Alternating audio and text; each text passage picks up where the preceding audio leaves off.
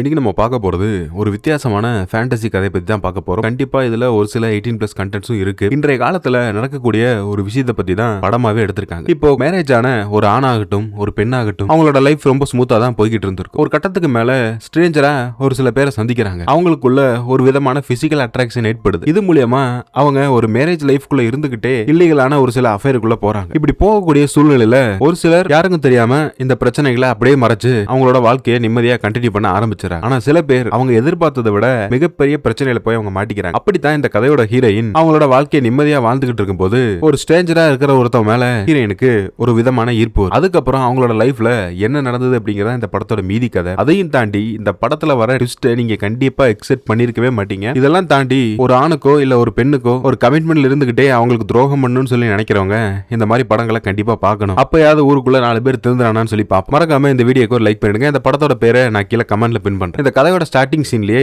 ஒரு அழகான கிராமத்தை காமிக்கிறேன். அந்த கிராமத்தை நோக்கி ஒரு காதல் ஜோடி அவங்களோட 2 குழந்தைங்களோட காதல் ஜோடி இல்ல கணவன் மனைவி. இந்த படத்தோட ஹீரோவும் ஹீரோயினும் அவங்க குழந்தைங்களை கூப்பிட்டுட்டு வந்துகிட்டு இருக்காங்க. அப்போ ஹீரோயின் என்ன சொல்றானா, நான் வந்து இப்படிப்பட்ட ஒரு கிராமத்துல வந்து வாழ போறேன், நம்ம லைஃப் செட்டில் ஆகும் அப்படின்னு சொல்லி நினைக்கவே இல்லை அப்படிங்கிற மாதிரி சொல்லி தான் புருஷன் கிட்ட சொல்லிக்கிட்டு இருக்காங்க. இதுக்கெல்லாம் என்ன காரணம் அப்படின்னு பார்த்தா ஹீரோயினுக்கு அம்மா ஒருத்தவங்க இருந்திருக்காங்க. ஆனா சின்ன வயசுலயே ஹீரோயினை விட்டுட்டு அவங்க வேற ஒரு மேரேஜ் பண்ணிட்டு அவங்க வாழ்க்கை பார்க்க போயிட்டாங்க. ஆனா அவங்களுக்கு குழந்தைங்களே இல்லை. இப்படி இருக்கிற சூழ்நிலையில இவங்க உடம்பு சரியில்லாம இறந்து போயிட இப்போ இவங்க ஏகப்பட்ட சொத்து பணம் எல்லாம் சம்பாரிச்சு வச்சிருக்காங்க. அது எல்லாத்துக்கும் ஹீரோயின் தான் லீகலால வாரிசு அப்படிங்கறனால அந்த மொத்த பணமும் இப்போ ஹீரோயினோட அக்கௌண்ட்டுக்கு வந்துருச்சு. கூடவே ஒரு பெரிய பங்களா வீடு ஒண்ணு இருக்கு. அதை சுத்தி கிட்டத்தட்ட ஒரு 10-20 ஏக்கருக்கு மேல இடமும் இருக்கு. இங்க வந்து ஹீரோயின் செட்டில் ஆகலாம் அப்படிங்கிற மாதிரியான ஒரு மைண்ட் செட்ல தான் இப்போ ஹீரோவும் ஹீரோயினும் வந்திருக்காங்க. இவங்க வந்து பார்த்தா அந்த பங்களா கிட்டத்தட்ட பல வருஷங்கள் பழமையான மாதிரி இருக்கு. ஏன்னா இது ஹீரோயினுக்கு கிட்டத்தட்ட பரம்பரை சொத்து மாதிரி தான் கிடைச்சிருக்கு. அதனால தான் இவ்வளவு பழசா இருக்கு. ஹீரோயின் உள்ளுக்குள்ள வந்து பார்த்தா அங்க இருக்கிற எல்லா பொருட்களுமே ஓரளவுக்கு இன்னும் எதுவுமே மோசமாகல.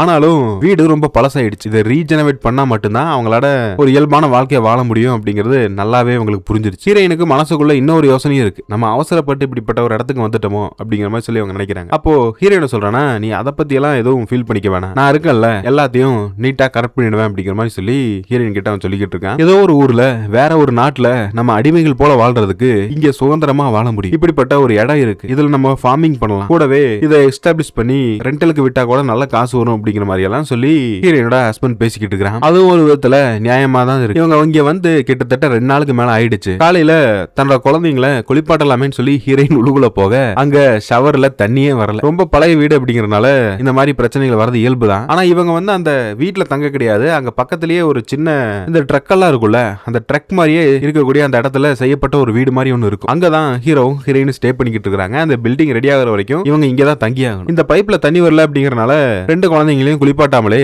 ஹீரோயின் ட்ரெஸ்ஸை மட்டும் மாட்டி விட்டுட்டு ஷாப்பிங் போறான். அப்படி போன இடத்துல ஒரு ஹார்ட்வேர் கடை இருக்கு. அங்க தேவையான சில மெட்டீரியல்ஸ் எல்லாம் ஹீரோ எழுதி கொடுத்திருப்பான் ஹீரோயினை வாங்கிட்டு வர சொல்லி. அதை வாங்கி அவங்க பில் போட்டுக்கிட்டு இருக்க. கூடவே ஹீரோயின் என்ன சொல்றானா, உங்களுக்கு தெரியும்ல அந்த பழைய பில்டிங், அந்த பில்டிங் ஓனரா இருக்கக்கூடிய ஹீரோயினோட அம்மா வந்து இந்த ஊர்ல ரொம்ப வசதியான ஆள் அப்படிங்கறனால அவங்கள எல்லாருக்குமே தெரியும். இந்த கடைக்காரனும் நீங்க அவங்களோட பொண்ணு தானே அப்படிங்கிற மாதிரி சொல்லி கேட்க ஹீரோயினும் ஆமா அப்படிங்கிற. ஆனா இந்த ஊர்ல பேசுற மொழி வந்து ஹீரோயினுக்கு கொஞ்சம் புரியாது அப்படிங்கறனால அவ செய்கையிலேயே அந்த பில்டிங்கை ரீஜெனரேட் பண்றதுக்கு வேற யாராவது ஆள் கிடைக்குமா, வேலைக்கு வேணும் அப்படிங்கிற மாதிரி சொல்ல அந்த ஹார்ட்வேர் கடைக்காரனும் நான் சொல்றேன் இங்க நிறைய பேர் இருக்காங்க, நீங்க தைரியமா போங்க அப்படிங்கிற மாதிரி சொல்லி ஹீரோயினை அனுப்பி விடும். இந்த பக்கம் பார்த்தா ஹீரோ என்ன பண்றானா, எப்படியாவது இன்னைக்கு குழந்தைங்களை குளிப்பாட்டுறதுக்கு இந்த ஷவர்ல தண்ணி வரணும், அதுக்கு நம்ம ரெடி பண்ணி ஆகணும்னு சொல்லி அங்க இருக்கிற அந்த டேங்க் எல்லாம் கிளீன் பண்ணிக்கிட்டு இருக்கு. அங்க உள்ள கையை விட்டா பெருச்சாலி எல்லாம் வருது. அந்த அளவுக்கு இடமே முழுக்க முழுக்க பழசாய் போய் கிடக்கு. இந்த பக்கம் பார்த்தா ஹீரோயின் சூப்பர் மார்க்கெட்ல பர்ச்சேஸ் பண்ணிக்கிட்டு இருக்கா. அப்போ யாருன்னே தெரியாத ஸ்ட்ரேஞ்சர் ஒருத்தன் வரான். அவன் பார்க்க கொஞ்சம் அழகா இருக்கனால ஹீரோயினுக்கு அவன் மேல ஏதோ ஒரு இனம் புரியாத ஒரு ஃபீலிங் வரும். ஆனா அவன் வந்து ஹீரோயின் யாரு என்ன அப்படிங்கிற எந்த ஒரு டீடைல்ஸுமே தெரியாது. வாண்டடா வந்து இதை எடுத்து சாப்பிடுங்க, இதை உங்க குழந்தைங்களுக்கு கொடுங்க, இது நல்லா இருக்கும் அப்படிங்கிற மாதிரி சொல்லிட்டு போயிடுறான். பட் ஹீரோயின் ஒரு செகண்ட் அவளுக்கு எதுவுமே புரியல. அவனையே ஸ்டன்னிங் அப்படி பார்த்துட்டு கண்டுக்காம விட்டுறாங்க. இந்த பக்கம் வந்து பார்த்தா ஹீரோயினுக்கு 2 குழந்தைங்க இருந்திருப்பாங்க. மக மட்டும்தான் இப்ப இருக்கான். அந்த பொண்ணை காணோம்னு சொல்லி இந்த சூப்பர் மார்க்கெட் முழுக்க அவளோட பேரை சொல்லி கத்திக்கிட்டு இருக்காங்க. ஹீரோயின் வாங்க வந்து அந்த பொருளை கூட அவங்க வாங்கவே இல்லை. இங்க ஒரு சின்ன பொண்ணு இருந்தா அவளை பாத்தீங்களா அப்படிங்கிற மாதிரி சொல்லி அந்த ரிசப்ஷன்ல இருக்கிறவங்க கிட்ட கேட்க அவங்களும் அப்படி யாரையும் நாங்க பாக்கலையே, எங்களுக்கு தெரியல அப்படிங்கிற மாதிரி சொல்ல ஹீரோயினுக்கு என்ன நடக்குதுன்னு புரியல. அநியாயமா ஒரு இடத்துக்கு வந்து தன்னோட குழந்தைய தொலைச்சிட்டுமே அப்படிங்கிற மாதிரி சொல்லி ஹீரோயின் ஃபீல் பண்றாங்க. இப்படி இருக்கக்கூடிய ஒரு சூழ்நிலையில அங்க ஒரு ட்ரக் போகுது. அங்க ட்ரக் போய்கிட்டு இருக்கும்போது அங்க ஒருத்தவன் ஹீரோயினை விசித்திரமா பாத்துக்கிட்டு போக ஒருவேளை தன்னோட குழந்தைய இவன் தான் கடத்திட்டு போயிருப்பானோ அப்படிங்கிற மாதிரி சொல்லி ஹீரோயின் பாக்குறாங்க. பட் அப்படி எதுவும் நடக்கல. அந்த ட்ரக் போனதுக்கு அப்புறம் ஒரு நடுத்தர வயசு இருக்கிற ஒருத்தவன் ஹீரோயினோட அந்த சின்ன பொண்ணை கூட்டிட்டு வரான். இப்படி சூப்பர் மார்க்கெட்லாம் வந்தீங்கன்னா குழந்தைங்களை இப்படிதான் அலட்சியமா விட்டுட்டு போவீங்களா? எப்பவுமே உங்களோட குழந்தைங்களை உங்க கூடவே வச்சுக்கிறது இல்லையா? அந்த டாய் செக்ஷன் சொல்லி சூப்பர் மார்க்கெட்ல அந்த பொம்மைங்களா இருக்கக்கூடிய ஒரு இடம் இருக்கும். அங்கதான் ஹீரோயினோட பொண்ணு நின்றுகிட்டு இருந்திருக்கா. இனிமேலாவது உங்க குழந்தைங்களை கவனமா பாத்துங்க அப்படிங்கிற மாதிரி சொல்லிட்டு அந்த ஆளு விட்டுட்டு போயிடுறான். இப்பதான் ஹீரோயினுக்கு உயிரே திரும்ப வந்த மாதிரி இருக்கு. அப்படியே கட் பண்ணா ஹீரோயின் அந்த வீட்டுக்கு வந்துட்டாங்க. அவங்க வரதுக்குள்ளேயே ஹீரோ என்ன பண்ணிருப்பானா, அந்த ஷவர்லாம் ஒர்க் ஆகாம இருந்திருக்கும்ல, அதை ஒரு வழியா ரெடி பண்ணி தன்னோட குழந்தைங்க குளிக்கிறதுக்கு அதை அழகா ஏற்பாடு பண்ணிட்டான். இதை பார்த்ததுமே ஹீரோயின் மனசுக்குள்ள ரொம்ப சந்தோஷப்படுறான். அப்படியே கட் பண்ணா இந்த பக்கம் 2 குழந்தைங்களையும் ஒரு ஸ்கூல்ல சேர்த்துறதுக்காக ஹீரோயின் பேசியிருப்பாங்க. அதை பத்தின டீடைல்ஸ் எல்லாம் சொல்றதுக்காகத்தான் ஒரு லேடி போன் பண்ணிருப்பாங்க. நீங்க கரெக்டா நாளைக்கு இல்ல நாளானிக்குள்ள உங்களோட குழந்தைங்களை இந்த ஸ்கூல்ல கொண்டு வந்து ஜாயின் பண்ணிங்க, எங்களோட ஃபீஸ் ஸ்ட்ரக்சர் இதுதான் அப்படிங்கிற மாதிரி எல்லா டீடைல்ஸும் அவன் சொல்லி முடிச்சிட்டா. அப்படி சொல்லி முடிச்சதுக்கு அப்புறம் ஹீரோயினுக்கு அவங்க மனசுக்குள்ள ஒரே தயக்கமா இருக்கு. ஏன்னா இங்க பேசுற மொழி வேற. ஒருவேளை இந்த மொழி தெரியாத பிரச்சனைனால தன்னோட குழந்தைங்க ஏதாவது பாதிப்புக்குள்ள ஆவாங்களோ அப்படிங்கிற மாதிரி அவங்க பயப்படுறாங்க. பட் ஹீரோ என்ன சொல்லிருப்பானா, அதெல்லாம் ஒரு பெரிய விஷயம் இல்ல, அதை பத்தி எல்லாம் நீ வருத்தப்பட வேண்டிய அவசியம் இல்ல. ஒரு குழந்தைங்க ஒரு ஸ்கூலுக்கு போனா ஆட்டோமேட்டிக்கா அங்க இருக்கிறவங்க எல்லாரும் பழக்கம் ஏற்பட்டுரும், நீ ஃப்ரீயா விடு அப்படிங்கிற மாதிரி சொல்லி ஹீரோயின் கிட்ட சொல்லி ஒரு அட்வைஸ் பண்ண ஹீரோயினும் மனதைரியத்தோட தன் குழந்தைகளை கொண்டு போய் டிராப் பண்றதுக்காக போறாங்க. அப்படியே அந்த குழந்தைய ஸ்கூல்ல விட்டுட்டு அந்த ஹெட் மாஸ்டர் கிட்ட பேசிட்டு ஹீரோயின் வரும்போது யாருனே தெரியாத ஒரு பொண்ணு அங்க காருக்குள்ள உட்கார்ந்து அழுதுகிட்டு இருக்காங்க. ஒரு நடுத்தர வயசு இருக்கிற ஒரு பெண்மணி தான், கிட்டத்தட்ட ஹீரோயினோட ஏஜ் இருக்கிறவங்கன்னு வச்சுக்கலாமே. அவங்க யாரு, எதுக்காக இப்படிப்பட்ட வருத்தப்பட்டுக்கிட்டு இருக்காங்க அப்படிங்கிற எந்த ஒரு டீடைல்ஸுமே ஹீரோயினுக்கு தெரியல. பட் அவங்கள உன்னிப்பா அவங்க கவனிச்சுட்டு அந்த இடத்துல இருந்து ஹீரோயின் கடந்து போயிடுறா. அவளோட முகமும் ஹீரோயினோட மனசுக்குள்ள நல்லாவே ரிஜிஸ்டர் ஆயிடுது. அப்படியே கட் பண்ண இந்த பக்கம் ஸ்கூல் முடிஞ்சதுக்கு அப்புறம் தன்னோட குழந்தைகளை கூட்டிட்டு அங்க ஒரு பார் மாதிரியான ஒரு செட்டப் இருக்கும், அங்க கிட்டத்தட்ட ரெஸ்டாரண்ட் இருக்கும். அந்த இடத்துக்கு இந்த குழந்தைங்களை கூட்டிட்டு ஹீரோவும் ஹீரோயினும் உள்ளுக்குள்ள வராங்க. அங்க இருக்கிற மக்கள் எல்லாருமே இவங்களை கொஞ்சம் ஸ்ட்ரேஞ்சா பாக்குறாங்க. என்னடா இது, இப்படிப்பட்ட ஒரு மோசமான இடத்துக்கு இவங்க குழந்தைங்களை கூட்டிட்டு வராங்களே அப்படின்னு சொல்லி. பட் ஹீரோ அதை பெருசா எடுத்துக்கல. ஹீரோயினை அங்கேயே உட்கார சொல்றான். அந்த குழந்தைங்க விளையாடுறதுன்னு சொல்லி ஒரு கேம் மாதிரியான ஒரு இடம் இருக்கும், அங்க அவங்கள விட்டுட இந்த பக்கம் இவங்க ஒரு சரக்கு வாங்கி அடிச்சுக்கிட்டு இருக்காங்க. இப்போ அந்த வீடை ரெடி பண்ணணும்னு சொல்ல நமக்கு ஏகப்பட்ட அளவுக்கு பட்ஜெட் தேவைப்படும். ஆனா அது ஆல்ரெடி அந்த ஹீரோயினோட அம்மா இறந்து போயிருப்பாங்கல்ல, அவங்களோட அக்கௌண்ட்ல இருந்து அவங்க நினைக்க முடியாத அளவுக்கு ஒரு அமௌண்ட் ஹீரோயினுக்கு வந்திருக்கும். அந்த அமௌண்ட் வச்சே நம்ம ஈஸியா பாத்துக்கலாம், நீ அதை பத்தி எல்லாம் வருத்தப்பட வேண்டியதில்லை அப்படிங்கிற மாதிரி சொல்லி ஹீரோ ஹீரோயினுக்கு அட்வைஸ் பண்ணிக்கிட்டு இருக்கான். ஆனா அதுக்கு ஒரு நல்ல பில்டர் பிடிக்கணும், அது யாரு இருந்தா எனக்கு தெரியல அப்படிங்கிற மாதிரி இந்த புருஷங்காரன் பேசிக்கிட்டு இருக்கும் போதே கரெக்டா ஒருத்தவன் அந்த ஹீரோயினோட பொண்ணை சூப்பர் மார்க்கெட்ல இருந்து கூட்டிட்டு வந்து விட்டுருப்பான்ல, அவன் ஹீரோயினுக்கு பக்கத்துல உட்காந்து பேசிக்கிட்டு இருக்கான். நீ தானே அன்னைக்கு உன்னோட குழந்தைய மிஸ் பண்ணிட்டு ரோட்ல நின்று இருந்தது அப்படிங்கிற மாதிரி சொல்ல, ஆமா உங்களுக்கு நான் நன்றி சொல்லி நினைச்சேன், ஆனா சொல்லாமலே வந்துட்டேன், ரொம்ப தேங்க்ஸ் அப்படிங்கிற மாதிரி ஹீரோயின் சொல்றான். இப்போ இவன் கூட பேச்சு வழக்கம் பேசிக்கிட்டே இருக்கும்போது தான் ஒரு விஷயம் தெரிய வருது, இவன் இந்த பில்டிங் கன்ஸ்ட்ரக்ஷன்லாம் பண்ணிக்கிட்டு இருப்பான்ல, அந்த மாதிரியான வேலை பார்க்கறவன் தான். அப்போ ஹீரோயினும் இப்படிப்பட்ட ஒருத்தனை தான் தேடிக்கிட்டு இருக்காங்க. அப்போ இவனையே நம்ம வேலைக்கு வச்சுக்கலாம் அப்படிங்கிற மாதிரி இந்த புருஷங்கார சொல்ல ஹீரோயினுக்கு இது நல்ல ஐடியாவே படுது. கூடவே அவன் ஹீரோயினை பத்தி இன்னும் ஒரு சில பர்சனலான டீடைல்ஸ் எல்லாம் விசாரிக்கிறான். உங்க அம்மாவுக்கு பொண்ணு இருக்கிறதா யாருமே சொல்லவே இல்லையே, எப்படி இத்தனை நாளுக்கு அப்புறம் திடீர்னு நீ வாரிசுன்னு சொல்லி வந்தீங்க அப்படிங்கிற மாதிரி சொல்லி கேட்க, இல்ல சின்ன வயசுலயே அவங்க என்னை விட்டுட்டு வேற ஒருத்தவங்களை கல்யாணம் பண்ணிக்கிட்டாங்க, இப்போ அவங்க இறந்து போனதுனால அந்த ப்ராப்பர்ட்டி முழுக்க முழுக்க எனக்கு வந்துடுச்சு அப்படிங்கிற மாதிரி சொல்லி ஹீரோயின் சொல்றான். இவன் முழுக்க முழுக்க அந்த சொத்து விஷயத்திலேயே தான் கண்ணா இருக்கான். மேபி இவன் நடந்துக்கிற விதம், பேசுற தோரணை எல்லாமே நமக்கு கொஞ்சம் தப்பா தான் படுது. பட் ஹீரோவுக்கு இது பெருசா தெரியல, அவன் நல்லவன் அப்படிங்கிற மாதிரி அவன் நம்புறான். அப்படியே கட் பண்ணா அடுத்த நாள் காலையில ஹீரோயினோட வீட்டை விசிட்டிங் பண்றதுக்காக அந்த பில்டிங் கான்ட்ராக்டர் வரான். இந்த இடம் எல்லாமே கொஞ்சம் ஒஸ்டா தான் இருக்கு, ஆனா பண்ண முடியாது அப்படின்னு இல்ல, நம்மளால ஈஸியா அதை சரி பண்ணிடலாம், ஆனா என்ன அதுக்கு தகுந்த மாதிரி கொஞ்சம் செலவாகும், நீங்களும் எனக்கு அதுக்கு ஒத்துழைக்கணும் அப்படிங்கிற மாதிரி சொல்லிட்டு அந்த பங்களாக்கு வெளியவே கிட்டத்தட்ட பல ஏக்கர் இடம் இருக்கும். அதை பார்த்ததுமே இவனுக்கு ஒரு செகண்ட் அப்படியே மனசுக்குள்ள ரொம்ப வருத்தமா இருக்கு. ஒருத்தி லீகலா எதுவுமே இல்ல, அவ கூட வாழவே இல்ல, அப்படி இருக்கிற சூழ்நிலையில இப்படிப்பட்ட ஒரு பெரிய ப்ராப்பர்ட்டி ஹீரோயினுக்கு சுலபமா கிடைச்சிருச்சு அப்படிங்கிற மாதிரி சொல்லி அவன் மனசுக்குள்ள வருத்தப்படுறான் அப்படிங்கிறது நல்லாவே தெரியும். அப்படியே கட் பண்ண இந்த பக்கம் அந்த பழைய பொருட்கள்லாம் இருக்கும்ல, அது எல்லாத்தையும் உடைச்சு நெருப்புக்கு ஆகுமான்னு சொல்லி ஹீரோவும் ஹீரோயினும் அந்த வேலையில பாத்துக்கிட்டு இருக்காங்க. ஹீரோயின் பண்ணிக்கிட்டு இருக்க இந்த வேலையை அந்த குழந்தைங்களும் தூரத்துல நின்று வேடிக்கை பார்த்துக்கிட்டு இருக்க, அப்போ அவங்க ஒரு பெரிய பெஞ்ச் இருக்கும், அந்த பெஞ்சை எடுத்துட்டு வந்தா அதுக்குள்ள இருந்து ஒரு புக் ஒன்று விழுகுது. அந்த புக்கை தான் நான் ரொம்ப நாளா தேடிக்கிட்டு இருந்தேன் அப்படிங்கிற மாதிரி சொல்லி ஹீரோயின் சொல்றேன். அதுல இவங்க அம்மாவோட பர்சனலான சில போட்டோக்களும் இருக்கு, அவங்க நிறைய புக்ஸ் எல்லாம் கூட எழுதியிருப்பாங்க. ஹீரோயின் இந்த வீட்டுக்கு தேவையான அந்த சாப்பிட்ற பொருள் எல்லாம் வாங்குறதுக்காக அவங்க போயிட்டு வர நிறைய ஆட்கள் இப்ப வேலை செஞ்சுக்கிட்டு இருக்காங்க. அதுல குறிப்பா அந்த ஃபர்ஸ்ட் சீன்ல ஹீரோயின் கிட்ட ஒரு ஸ்ட்ரேஞ்சரா ஒருத்தன் பேசிட்டு போயிருப்பான்ல, அவன் கூட பார்க்க அழகா பர்சனாலிட்டியா இருந்திருப்பான். ஹீரோயினுக்கு அவனை பார்த்ததுமே மனசுக்குள்ள பட்டாம்பூச்சி எல்லாம் பறந்துருக்குன்னு சொல்லி நான் சொல்லியிருப்பேன்ல, அவனும் இந்த பில்டிங் கான்ட்ராக்டரோட அந்த குரூப்ல தான் வேலை பார்த்துக்கிட்டு இருக்கான். அவனை இங்க பார்த்ததுமே ஹீரோயினுக்கு கொஞ்சம் ஜர்க்கா சரின்னு சொல்லிட்டு இப்போ சாப்பிட டைம் ஆயிடுச்சு அப்படிங்கறனால அங்க இருக்கிற எல்லாருக்கும் ஹீரோயின் வாங்கிட்டு வந்தாங்கல்ல அந்த சூப்பர் மார்க்கெட்ல இருந்து அந்த சாப்பாடை தான் இவங்க கொடுக்குறாங்க. அவங்க சாப்பிட்டு முடிச்சிட்டு அந்த வேலையெல்லாம் பார்த்துக்கிட்டு இருக்கும்போது ஹீரோயின் ஃப்ரீ டைம்ல அந்த விறகெல்லாம் இருக்கும், அதை வெட்டிக்கிட்டு இருக்கும்போது நீங்க இப்படி அந்த கோடாரியை யூஸ் பண்ணக்கூடாது, கொடுங்க நான் சொல்லி தரேன் அப்படிங்கிற மாதிரி சொல்லிட்டு அந்த ஸ்ட்ரேஞ்சர் ஒரு தந்திருப்பான்ல, அவன் ஹீரோயினுக்கு ஹெல்ப் பண்ணிக்கிட்டு இருக்கான். இவனை நம்ம லவர் பாய்னு சொல்லிக்குவோம், ஏன்னா இந்த கதையே இவனை வச்சுதான் நகரப்போகுது. இந்த லவர் பாய் இருக்கான்ல அவன் வந்து ஹீரோயின் கிட்ட இப்படிப்பட்ட செயல்கள்லாம் சொல்லிக்கிட்டு இருக்க. பட் ஹீரோயின் மனசுக்குள்ள கொஞ்சம் சஞ்சலமா இருக்கு. என்னடா இது, இப்படி யாருன்னே தெரியாத ஒரு ஸ்ட்ரேஞ்சர் கிட்ட நம்ம அட்டாச் ஆகிறோமோ அப்படிங்கிற மாதிரியான ஒரு ஃபீல் அவங்களுக்குள்ள இருக்கு. தயக்கப்படாதீங்க, கொடுங்க, இதை சொல்லி கொடுக்கறதுல என்ன தப்பு இருக்கு அப்படிங்கிற மாதிரி சொல்லி அவன் ஹீரோயினுக்கு ஒரு டெக்னிக் சொல்லி கொடுக்க, அந்த டெக்னிக் படி அந்த மரத்தை அடிச்சதுமே அது உடஞ்சிட்டு, பரவாயில்லையே இவனும் கொஞ்சம் திறமசாலி தான் போல அப்படிங்கிற மாதிரி சொல்லி ஹீரோயின் நினைக்கிறாங்க. அப்படியே கட் பண்ணா அன்னைக்கு ஈவினிங் தன்னோட குழந்தைங்களை கூப்பிடறதுக்காக ஹீரோயின் போயிடுறாங்க. அவங்க போய் அந்த குழந்தைங்களை கூட்டிட்டு வரும்போது ஹீரோயினோட மகன் என்ன சொல்றானா, இங்க இருக்கிற பசங்க எல்லாம் எனக்கு அந்த மொழி தெரியலன்னு சொல்லி கிண்டல் பண்றாங்க, எனக்கு ரொம்ப சங்கடமா இருக்கு அப்படிங்கிற மாதிரி சொல்லி ஹீரோயின் கிட்ட சொல்ல, அது எல்லாமே சரியாயிடும், ஃப்ரீயா விடு அப்படிங்கிற மாதிரி சொல்லி தன்னோட குழந்தைங்களை அவங்க கூட்டு போறாங்க. அவங்க வீட்டுக்கு போனதுமே இந்த புருஷங்காரங்கிட்ட இந்த நடந்த விஷயத்த சொல்றாங்க. இந்த மாதிரி குழந்தைங்களை அங்க கூட படிக்கிற சக மாணவர்களே கிண்டல் பண்றது எனக்கு சரியா படல, இத போய் நம்ம பேசாம பிரின்சிபல் கிட்ட கம்ப்ளைண்ட் பண்ணலாமா அப்படிங்கிற மாதிரி சொல்லி அந்த ஹஸ்பண்ட் கிட்ட கேட்க, அவன் என்ன சொல்றானா, வேணாம், இதை நம்ம இப்படியே விட்டுறதுதான் நல்லது, குழந்தைங்களுக்குள்ள சும்மா பேசிப்பாங்க, அடிச்சுப்பாங்க, அதுக்கப்புறம் தானாவே சேர்ந்துப்பாங்க, நாமளா உள்ளுக்குள்ள போய் இன்டர்ஃபியர் பண்ணி அவங்களோட லைஃப் கெடுக்க வேணாம் அப்படிங்கிற மாதிரி சொல்லி இந்த புருஷங்காரன் ஹீரோயினுக்கு அட்வைஸ் பண்ணிக்கிட்டு இருக்கு. பட் ஹீரோயினுக்கு இது வந்து சரியா படல, இருந்தாலும் ஒரு வார்த்தை போய் கேட்கலாமே அப்படிங்கிற மாதிரியான ஒரு யோசனை இருக்கு. பட் அந்த புருஷன் வேணாம் சொன்னதுனால அவங்களும் பெருசா கண்டுக்கல. இந்த பக்கம் பார்த்தா தன்னோட குழந்தைங்களுக்கு அந்த ஒரு ஆல்பம் ஒன்று எடுத்திருப்பாங்கல்ல, அதை எடுத்து ஹீரோயின் அவங்களுக்கு காமிச்சுக்கிட்டு இருக்கா. அவளோட சின்ன வயசு போட்டோ இருக்கும், கூடவே ஹீரோயினோட அம்மாவோட போட்டோவும் இருக்கும், அது எல்லாத்தையும் காமிச்சு இதுதான் உங்களோட பாட்டி அப்படிங்கிற மாதிரி அவங்க சொல்லிக்கிட்டு இருப்பாங்க. காசு போன இல்லாத வரைக்கும் பாட்டி தாத்தான்னு சொல்லி எவனையும் கண்டுக்க மாட்டாங்க, ஏதோ பரபர சொத்து வந்துச்சு அப்படிங்கறக்காக இன்னைக்கு ஃபேமிலியோட அருமை பெருமை பத்தி எல்லாம் ஹீரோயின் தன்னோட குழந்தைகளுக்கு சொல்லிக்கிட்டு இருக்க. டைம் ஆயிடுச்சு, நீங்க போய் தூங்குங்க அப்படிங்கிற மாதிரி சொல்லிட்டு தன்னோட குழந்தைங்களை விட்டுட்டு போனா, இந்த பக்கம் பார்த்தா அந்த பில்டிங் கான்ட்ராக்டர் ஒருத்தன் வந்திருப்பான்ல, அவன் வந்து ஹீரோயினோட குழந்தைங்க கூட விளையாடிக்கிட்டு இருக்கான். கூடவே இந்த பில்டிங் ஒர்க் முடிக்கிறதுக்காக அவன் ஒரு பேமெண்ட் ஒன்னு இந்த ஹீரோ கிட்ட தான் பேசியிருப்பான். அது வந்து ஹீரோயின் கிட்ட அவன் சொல்ல, அப்போ ஹீரோயின் என்ன சொல்றாங்கன்னா, இது என்னமோ ரொம்ப அதிகமான ரேட் மாதிரி இருக்கு, பேசாம நாம இன்னும் கொஞ்ச நாளைக்கு டைம் எடுத்து யோசிச்சு இந்த பில்டிங் ஒர்க்கை இவங்க கிட்ட விடலாம் அப்படிங்கிற மாதிரி சொல்ல, ஹீரோ இல்ல இல்ல வேணாம், இதுவே டூ லேட், இதுக்கப்புறமும் நம்ம வேலைகளை பார்த்தாகணும் அப்படிங்கிற மாதிரி சொல்லிட்டு அவன் சொல்லிக்கிட்டு இருக்கான். அந்த குழந்தைங்க எல்லாம் தூங்குனதுக்கு அப்புறம் ஹீரோயினும் அந்த பில்டிங் கான்ட்ராக்டர் ஒருத்தர் வந்திருப்பான்ல, அவனும் இவங்க 3 பேரும் ஃபேமிலியா உட்காந்து பேசிக்கிட்டு இருக்க. கிட்டத்தட்ட இவனை ஹீரோயின் வந்து அவங்க ஃபேமிலி ஃப்ரெண்டாவே தான் அந்த புருஷன் வந்து நடத்துறான். இப்படி இருக்கிற ஒரு சூழ்நிலையில ஹீரோயின் சமைச்ச அந்த சாப்பாடு நல்லாவே இல்ல அப்படிங்கிற மாதிரி சொல்லி அந்த கான்ட்ராக்டர் வந்து ஹீரோயினை கிண்டல் பண்ணிக்கிட்டு இருக்க. ஹீரோயின் நாளைக்கு எப்படியாவது ஒரு சிறப்பான சாப்பாடை நம்ம சமைக்கணும் அப்படிங்கிற மாதிரி மனசுக்குள்ள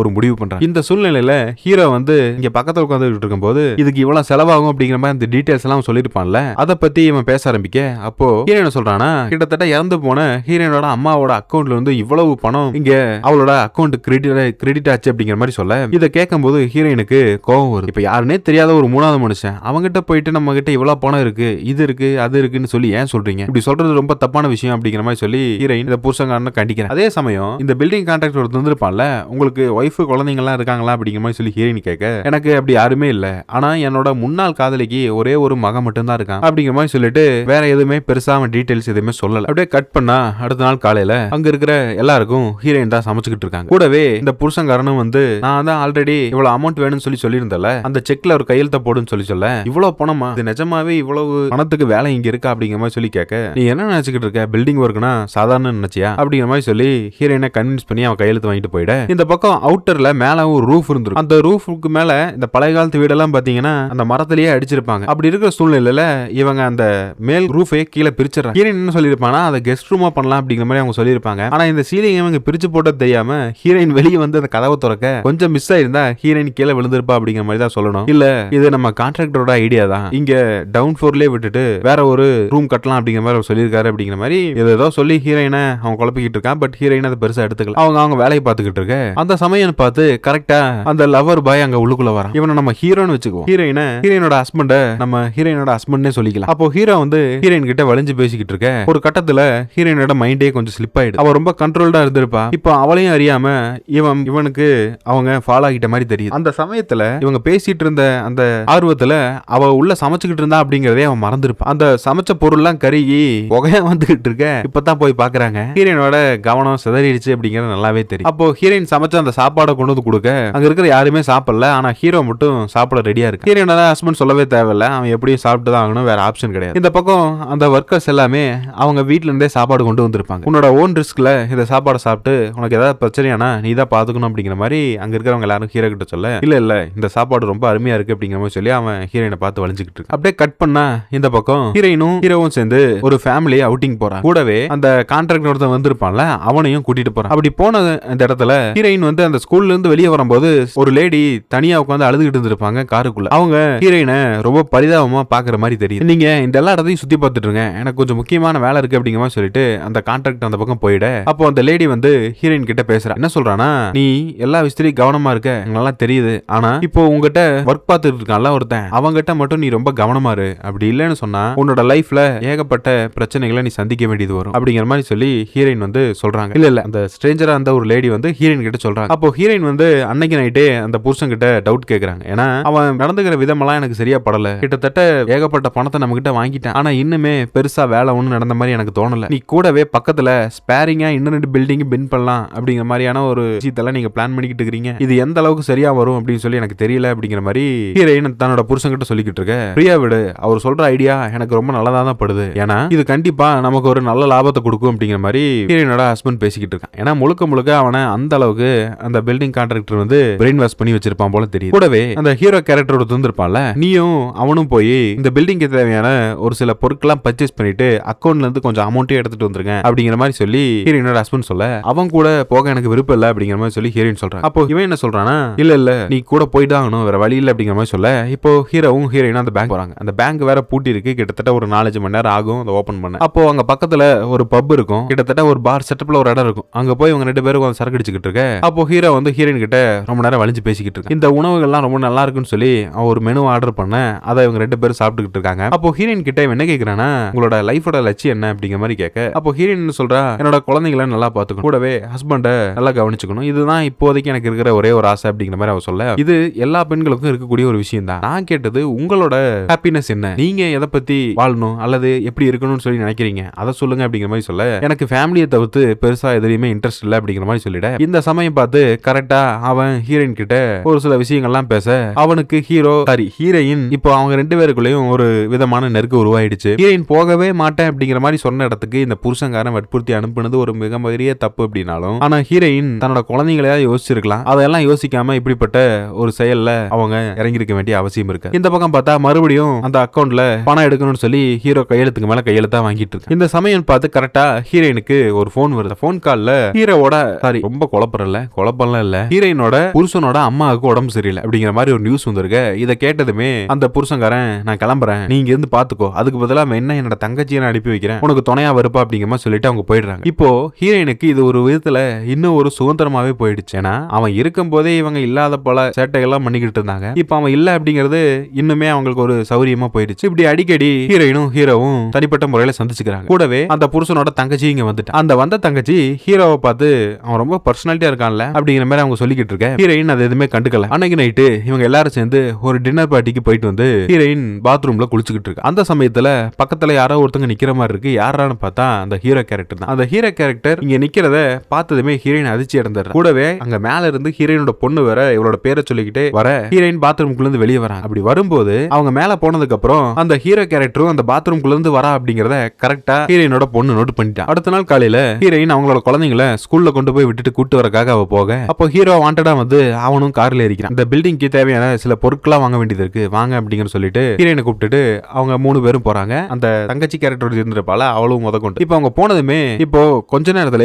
குழந்தைங்க ஸ்கூல்ல இருந்து வந்துருவாங்க, அவங்கள நீங்க பிக்கப் பண்ணிட்டு வெயிட் பண்ணுங்க, நாங்க போய் அந்த பொருட்களை வாங்கிட்டு வந்துடுறோமே அப்படிங்கிற மாதிரி சொல்லி ஹீரோ சொல்ல, சரின்னு சொல்லிட்டு இவ்வளவு அங்க இறங்கி வெயிட் பண்றா. இவங்க அந்த குழந்தைங்களை கூட்டு வர அந்த டைமுக்குள்ள ஹீரோவும் ஹீரோயினும் சேர்ந்து அங்க ஒரு பழைய பில்டிங் இருக்கும், அங்க போய் அவங்க ரொமான்ஸ் வேலையை பார்த்துக்கிட்டு இருக்காங்க. இப்படி ஒரு விஷயம் நடந்துகிட்டு இருக்குன்னு சொல்லி அந்த தங்கச்சி கேரக்டர் இருந்தால அவளுக்கு கூட தெரிஞ்சிருக்க வாய்ப்பு இல்லை. ஆனா ஹீரோயினோட மனசுக்குள்ள இது ஒரு உறுத்தலா இருக்கு, நம்ம ஒரு பெரிய தப்பு பண்ணிட்டோமோ அல்லது குழந்தைங்களோட ஃபியூச்சரையோ இல்ல புருஷனோட வாழ்க்கையை நம்ம சேர்த்து கெடுக்கிறோமோ அப்படிங்கிற மாதிரி ஒரு கில்ட்டா ஃபீல் பண்றா. பட் அது ஆரம்பத்துல ஃபர்ஸ்ட் தப்பு பண்ணும்போது தான் அப்படி தோணும், அதுக்கப்புறம் பழகிரும் அப்படிங்கிற மாதிரி. இப்ப ஹீரோயின் அந்த ஹீரோ கூட இருக்கக்கூடிய அந்த நெருக்கத்துக்கு அவங்க பழகிட்டாங்க. அவ பெருசா இப்ப அவங்களுக்கு குற்ற உணர்ச்சின்னு சொல்லி எதுவுமே இல்லை. இந்த சமயம் பார்த்து அந்த மாடிக்கு மேல ஏதோ ஒரு சத்தம் கேட்க, ஒருவேளை ஹீரோ தான் இவளுக்காக காத்துக்கிட்டு இருப்பானோன்னு சொல்லிட்டு அவன் மேல போக, அங்க அந்த பில்டிங் கான்ட்ராக்ட் வெயிட் பண்ணிக்கிட்டு, நீ வேற யாராவது எதிர்பார்த்தியா அப்படிங்கிற மாதிரி சொல்லி கேட்க, இல்ல ஏதோ சத்தம் கேட்டுச்சு அதனால தான் நான் வந்தேன் அப்படிங்கிற மாதிரி சொல்லிட்டு ஹீரோயின் இவங்கிட்ட சொல்லிட்டு மலிப்பிட்டு போயிரு. அப்படியே கட் பண்ணா இந்த பக்கம் அந்த அவுட் ஹவுஸ் மாதிரியான ஒரு இடம் இருக்கு, அங்க ஹீரோவும் ஹீரோயினும் ரகசியமா பேசிக்கிட்டு இருக்காங்க. அங்க ஒர்க் பண்ணிக்கிட்டு இருக்க ஒரு லேபர் அதை பாத்துறான். பட் இருந்தாலும் அவன் கண்டுக்கல, அவன் தெரிஞ்சும் தெரியாத மாதிரி காட்டிக்கிறான். இப்படியே நாளுக்கு நாள் ஹீரோவும் ஹீரோயினும் அடிக்கடி சந்திச்சுக்கிறாங்க. அவனோட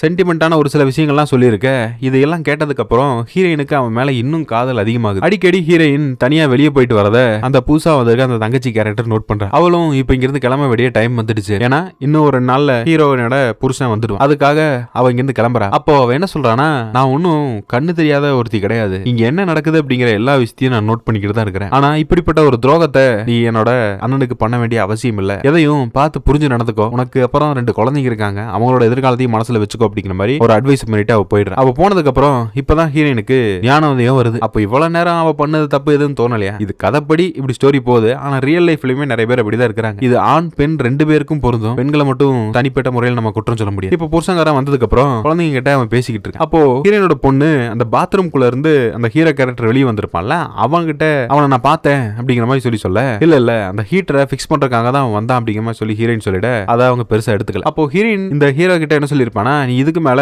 இங்க ஒர்க் பண்ண வேண்டிய அவசியம் இல்ல, வேற ஏதாவது வேற பில்டிங்ல போய் ஒர்க் பண்ணிக்கோ அப்படிங்கிற மாதிரி சொல்லிருப்பான். ஆனா அப்பவும் அந்த ஹீரோ இங்கதான் ஒர்க் பண்ணிக்கிட்டு இருக்கான். இது ஹீரோயினுக்கு சுத்தமா விருப்பமே இல்ல. இந்த பக்கம் பார்த்தா அந்த பில்டிங் கான்ட்ராக்டர் வேற பணத்துக்கு மேல பணமா வாங்கி இவங்க கிட்ட ஆட்டையை போட்டுக்கிட்டு இருக்கான். இந்த பிரச்சனையை எப்படியாவது சரிக்கட்டும்னு சொன்னா இந்த பில்டிங் ஒர்க் இங்கே ஸ்டாப் பண்றதா நல்லது. இதோட ஹீரோயினோட அந்த இல்லீகல் அஃபைரும் கட்டாயிரும் அப்படிங்கிற மாதிரி சொல்லி அவங்க நினைக்கிறாங்க. அதை புருஷங்கிட்ட சொன்னா அவன் முடியவே முடியாது அப்படிங்கிற. இது எல்லாமே இந்த குடும்பத்துக்காக தான் நான் பண்ணிக்கிட்டு இருக்கேன். நாளைக்கு நமக்கு ஃபியூச்சர் ஒரு ப்ராப்பர்ட்டின்னு சொல்லி ஏதாவது இருந்தாதான் நம்மளோட குழந்தைங்களை நல்லபடியா வளர்த்த முடியும் அப்படிங்கிற மாதிரி அவன் சொல்றான். அதுவும் கரெக்ட் தான். ஆனா இப்படிப்பட்ட ஒரு சூழ்நிலையை வச்சுட்டு ஹீரோயின் சொல்றது அவனால புரிஞ்சுக்க முடியல. இது இவங்களுக்குள்ளே ஒரு மனஸ்தாபத்தை ஏற்படுத்திட்டு இப்படியே கொஞ்ச நாட்கள் கடந்து போகுது. ஹீரோயினுக்கு ஒரு வாமிட்டிங் சென்சேஷன் ஆகுது. என்னன்னு பார்த்தா ஹீரோயின் இப்ப பிரெக்னெண்டா இருக்கா. இந்த குழந்தைக்கு அப்பா யாருன்னு பார்த்தா அந்த ஹீரோ கேரக்டர் தான். இதை எப்படியாவது நம்ம கலச்சிடலாம் அப்படிங்கிற மாதிரி சொல்லி அந்த டாக்டர் கிட்ட போய் முடிவெடுக்க அந்த டாக்டர் முடியாது அப்படிங்கிற. ஏன்னா இது குழந்தை வந்து கடவுள் கொடுக்குற வரம். நீங்க நினைக்கிற மாதிரிலாம் உங்க ஊர்ல மாதிரி இங்க எங்களால அபார்ட் பண்ண முடியாது அப்படிங்கிற மாதிரி சொல்லிட்டு ஹீரோயின் வேற வழி இல்லாம வீட்டுக்கு வந்துடுறா. அப்போ அந்த பில்டிங் கான்ட்ராக்ட் என்ன பண்றானா, அவன் மொபைல்ல ஹீரோயினும் ஹீரோவும் ரொமான்ஸ் பண்ணிக்கிட்டு இருந்த ரோட்ல நின்று ரகசியமா பேசிட்டு இருந்திருப்பாங்க. அந்த போட்டோஸ் எல்லாம் இருக்கும். அதை ஹீரோயின் கிட்ட காமிக்கிறான். நீ என்ன எக்காரணத்தை கொண்டு இந்த பில்டிங் ஒர்க்கை மட்டும் ஸ்டாப் பண்ணலாம்னு சொல்லி நினைச்சேனா இது எல்லாத்தையும் நான் உன்னோட அப்பன் கிட்ட போட்டு கொடுத்துரும். அதுக்கப்புறம் வரக்கூடிய பிரச்சனைகளை நீ தான் ஃபேஸ் பண்ணணும், பார்த்து புரிஞ்சு நடந்துக்கோ அப்படிங்கிற மாதிரி சொல்லி அவன் ஹீரோயினை எச்சரிக்கிறான். சோ முழுக்க அவனோட பிளான் என்னன்னா, ஹீரோயினோட மொத்த பணத்தையும் காலி பண்ணிட்டு இந்த ப்ராப்பர்ட்டியும் இவனே ஆட்டையை போட்டுக்கிட்டோம் அப்படிங்கிற மாதிரி தான் அவன் நினைச்சுக்கிட்டு இருக்கான் அப்படிங்கிறது நமக்கு நல்லாவே தெரியும். ஹீரோயினை வேற வழி இல்லாம அவன் சொல்ற எல்லா விஷயங்களும் கேட்கறாங்க. இப்போ அந்த வீட்டுக்கு பக்கத்திலே இன்னும் ஒரு சில பில்டிங் மாதிரியான இதையும் கட்ட ஆரம்பிச்சுட்டாங்க. ஆனா இப்போ அந்த பிரெக்னன்சி பிரச்சனை வேற நடந்துகிட்டு இருக்கனால ஹீரோயின் அந்த கான்ட்ராக்டரோட வீட்டுக்கு ஒரு பார்ட்டிக்கு அவன் இன்வைட் பண்ணிருப்பான். இவங்க அங்க போறாங்க. அப்படி அங்க போன இடத்துல அந்த ஃபர்ஸ்ட் சீன்ல அந்த ஸ்ட்ரேஞ்சரா ஒரு லேடி ஒருத்தி உட்கார்ந்து அழுதுகிட்டு இருந்திருப்பால, அவளையும் ஹீரோயின் அங்க பாக்குறான். கூடவே இந்த இவனோட போட்டோக்கு கீழேயே ஹீரோவோட போட்டோவும் இருக்கிறது பாக்குறான். அப்போ அவன் சொல்லிருப்பான்ல ஃபர்ஸ்ட் சீன்ல என்னோட எக்ஸுக்கு ஒரு பையன் இருக்கான்னு சொல்லி, அந்த பையன் தான் இது. பார்க்க போனா அப்ப இந்த பில்டிங் கான்ட்ராக்டரோட மகன் தான் இந்த ஹீரோ கேரக்டர். அப்ப இவங்க 2 பேரும் சேர்ந்து ஹீரோயினை ட்ராப் பண்ணி அவகிட்ட இருக்க அந்த ப்ராப்பர்ட்டியை புடுங்கணும் அப்படிங்கறதா இவங்களோட பிளானா இருந்திருக்கு அப்படிங்கிறது நமக்கு நல்லாவே தெரியும். இதை பார்த்ததுமே ஹீரோயினுக்கு ஒரு செகண்ட் தலையை சுத்திட்டு நாம எக்ஸிட் பண்ணவே இல்லைல்ல. அப்போ ஃபர்ஸ்ட் சீன்ல அந்த சூப்பர் மார்க்கெட்ல பார்த்ததுல இருந்து அந்த குழந்தையை கொண்டு வந்து விட்டது இருந்து இவங்க மொத்தமே பிளான் பண்ணி தான் பண்ணிருக்கானுங்க அப்படிங்கிறது நல்லாவே புரியுது. இப்ப வேற அவ பிரெக்னெண்டா வேற இருக்கனால அவனால இதை ஏத்துக்கவே முடியல. அந்த உண்மையும் ஹீரோ கிட்ட அவ சொல்லிடுறா. நீ எப்படிப்பட்ட ஒரு செயலை எனக்கு செஞ்சிருக்க தெரியுமா, இப்ப நான் மாசமா இருக்கேன் அப்படிங்கிற மாதிரி சொல்ல, அது என்னோட குழந்தை, அதை அபார்ட் பண்ணிடாதீங்க அப்படிங்கிற மாதிரி சொல்லி ஹீரோ வந்து கெஞ்சிக்கிட்டு இருக்கான். ஏன்டா இன்னொருத்த முண்டாட்டிக்கிட்ட இதெல்லாம் பண்ணதே தப்பு, இதுல இப்படிப்பட்ட லீகலான விஷயத்தை வேற பேசிக்கிட்டு இருக்கு. கூடவே அந்த ஹீரோயின் பிரெக்னெண்டா இருக்கிறதும் அந்த பில்டிங் கான்ட்ராக்டர் இருப்பான்ல அவனுக்கும் தெரிஞ்சு இதுக்கு மேல இவனுக்கு சகவாசமே ஆகாதுன்னு சொல்லி ஹீரோயின் அவன் போன் பண்ணாலும் எடுக்கிறதே இல்லை. அவன் வாய்ஸ் மெயில்ல ஒரு மெசேஜ் அனுப்புறான். இனி எக்காரணத்தை கொண்டும் அந்த குழந்தைய நீ அபார்ட் பண்ணிடாத அப்படிங்கிற மாதிரி சொல்லி அவன் கெஞ்சிக்கிட்டு இருக்க. இப்போ ஹீரோயின் தன்னோட குழந்தைங்களை அந்த ஸ்கூல்ல டிராப் பண்ணிட்டு அந்த ஸ்ட்ரேஞ்சரா ஒரு லேடி ஃபர்ஸ்ட் சீன்ல உட்கார்ந்து அழுதுகிட்டு இருந்திருப்பாங்கல்ல, அதே மாதிரி ஹீரோயின் உட்கார்ந்து அழுதுகிட்டு இருக்கா. இப்பதான் அவளுக்கு புரிய வருது அவங்களையும் இந்த குரூப் இப்படிதான் டிராப் பண்ணிருக்காங்கன்னு சொல்லி. இதுக்கு ஏதாவது ஒரு வழியை தேடணும்னு சொல்லி ஹீரோயின் முடிவு பண்றாங்க. வீட்டுக்கு வந்து எல்லா உண்மையும் தான் புருஷங்கிட்ட அவங்க சொல்லலாம்னு சொல்லி முடிவு பண்ண அதை சொல்ல விடல இந்த பில்டிங் கான்ட்ராக்ட். அப்போ கரெக்டா அந்த இடத்துக்கு ஹீரோவும் வரான். நீங்க என்ன சொல்லிக்கிட்டு இருக்கீங்க புரியல அப்படிங்கிற மாதிரி சொல்ல, உன்னோட வயித்துல வளர்றது என்னோட பேர குழந்தை, அதை எக்காரணத்தை கொண்டு நீ கலைச்சிடக்கூடாது அப்படிங்கிற மாதிரி சொல்லி அவன் எச்சரிச்சுட்டு போறான். யாரு அந்த பில்டிங் ஒர்க் பண்றாங்க. அப்போ கரெக்டா அந்த இடத்துக்கு ஹீரோ வர ஹீரோயினால இதை ஏத்துக்கவே முடியல. இவ்வளவு அதிகாரமா இவ்வளவு திமிரா நம்ம கிட்ட பேசுறான்ல, நம்ம எந்த தப்புமே பண்ணல, ஃபர்ஸ்ட் சீன்ல இருந்து நம்மள பிளான் பண்ணி இப்படிப்பட்ட ஒரு சூழலுக்கு நம்ம தள்ள வச்சிருக்கான்னு சொல்லி அவன கோவத்துல ஹீரோயின் தள்ளி விட்டுறா. அப்படி தள்ளி விட்டதுமே அங்க ஒரு கோடா இருந்திருக்கும், அது மேல பட்டு அந்த ஸ்பாட்லயே அவன் இறந்து போயிடுறான். இதுக்கு மேலே இந்த இடத்துல இருக்க கூடாதுன்னு சொல்லி ஹீரோயின் எஸ்கேப் ஆகிட. அப்போ ஹீரோ அங்க வரான். நீ இதை பத்தி எதுவும் பெருசா எடுத்துக்க வேண்டிய அவசியம் இல்ல, நான் அவரை ஹாஸ்பிட்டலுக்கு கூட்டு போயிடுறேன், நீ எதை பத்தியும் வரி பண்ணிக்காத அப்படிங்கிற மாதிரி சொல்லிட்டு ஹீரோயினை அந்த புருஷங்காரன் கூப்பிட்டு போயிடுறான். ஆனா ஹீரோயினால தன்னோட அந்த குற்ற உணர்ச்சியில இருந்து வெளியே வரவே முடியல. இப்ப என்ன பண்றது, நம்ம ஏதாவது பிரச்சனையில மாட்டிக்க போறோமோ அப்படிங்கிற மாதிரி சில யோசிச்சுக்கிட்டு இருக்க. அந்த குழந்தைங்களை ஸ்கூல்ல இருந்து கூட்டு வந்துறான். இனி இதுக்கு மேலே இந்த ஊர்ல இருக்க வேணாம், நம்ம வேற ஏதாவது இடத்துக்கு போயிடலாம் அப்படிங்கிற மாதிரி சொல்ல அங்க அந்த பில்டிங்கே திரும்பவும் இவங்க போறாங்க. ஏன்னா அது இவங்களோட வாழ்விடம் சொல்றதை விட ஹீரோயினுக்கு அவங்க அம்மா கொடுத்துட்டு போன கடைசியா ஒரு சொத்து அப்படிங்கிற மாதிரி சொல்லிதான். இப்படி இருக்கிற சூழ்நிலையில